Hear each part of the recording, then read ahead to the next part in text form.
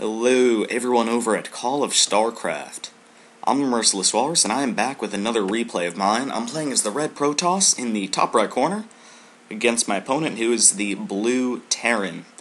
This is a pretty standard 1 vs 1. I'm not going to be going too in-depth on the strategy, considering it's just your typical warp gate strategy.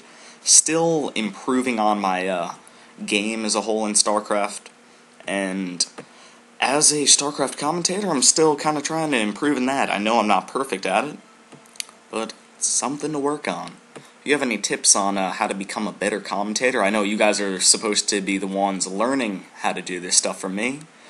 But like, if I sound awkward in any stages, or I don't talk enough about the gameplay, or anything like that, let me know in the comments. And yeah, without further ado, here we go. So, as I said, typically when I start off, I usually scout out my enemy. This time I do not, and if my enemy were to fully block off his base, it could have made things a lot harder. He does end up going for that. But he stops for some reason, not fully understanding to why, so right around the same time, he builds his first supply pad as I build my first pylon. And this is what I love about the Protoss. You can just build it and walk back to something else. Allows for really great multitasking. A lot of you are probably sitting there like, oh, no shit, Sherlock. Thanks for letting me know. But, I don't know, it's just something I thought I'd bring up.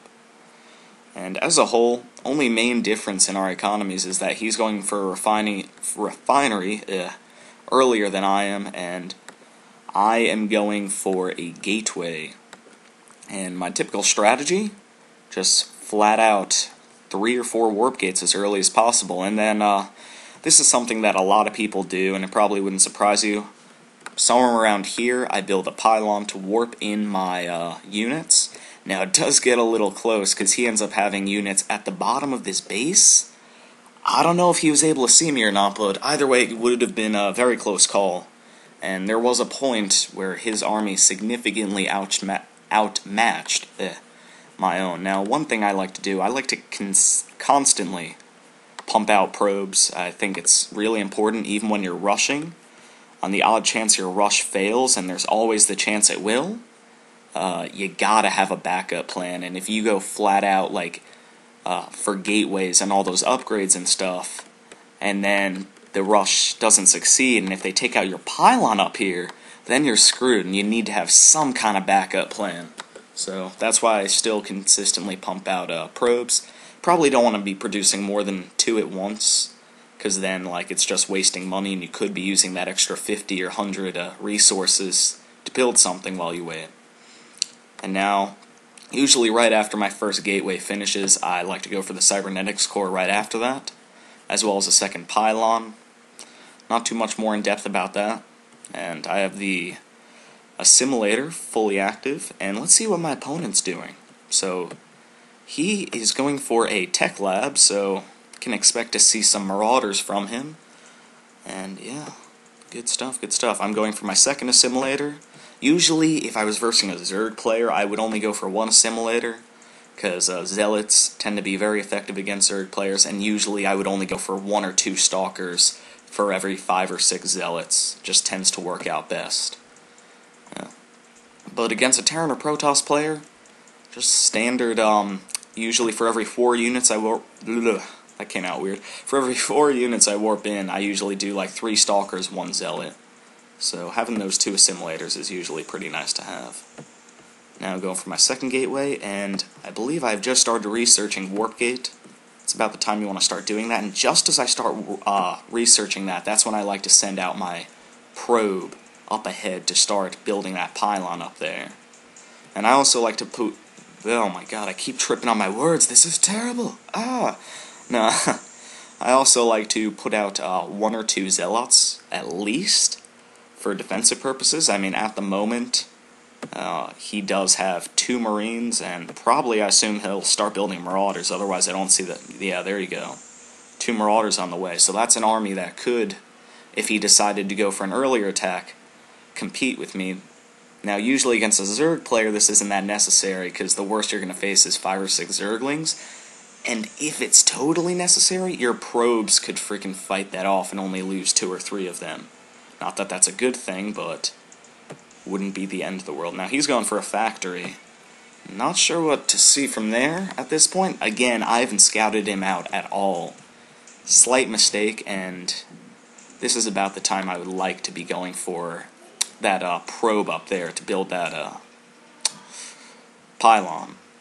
Oh my god, the amount of ums that you're hearing from me must sound very unprofessional. So yeah, just typical strategy right now. The resources level, I currently have easily enough SP and gas to provide for a solid Stalker army. He has more resources though, and let's see. He's just mainly going for Marauders, it would appear. And a tech lab. Oh, what could that be? And a starport. So he has a lot more variety than my forces. And again, if my earlier attacks were to fail, that could make a huge difference in the outcome of this game. Again, I still don't understand why he did not choose to block off his base. Does not make any sense to me. Maybe he was planning on doing it later, but I don't know. So, yeah.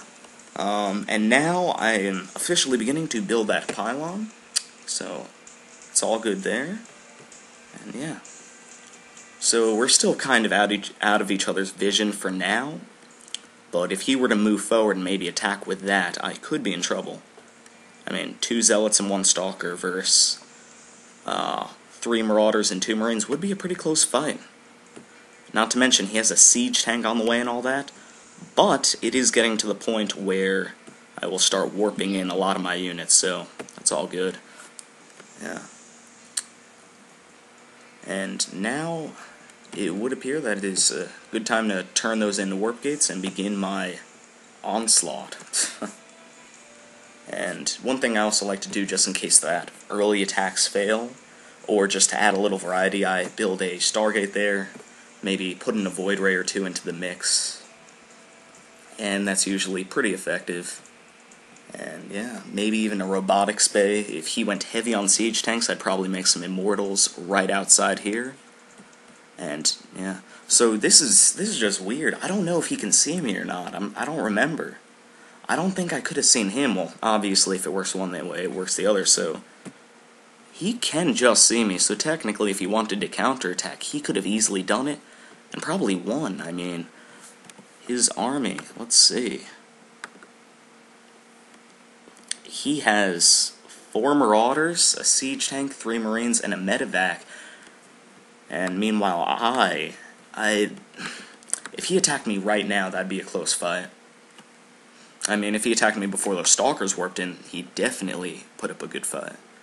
Now, the one thing I like to just make a quick note of, 29 SCVs to 21 SCV, oh my god, 29 probes to 21 SCVs and 1 mule.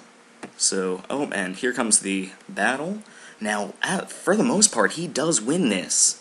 If it weren't for the warp gate immediately warping them in, I probably would have lost. You're going to see most of these Stalkers are going down, especially thanks to the siege tank.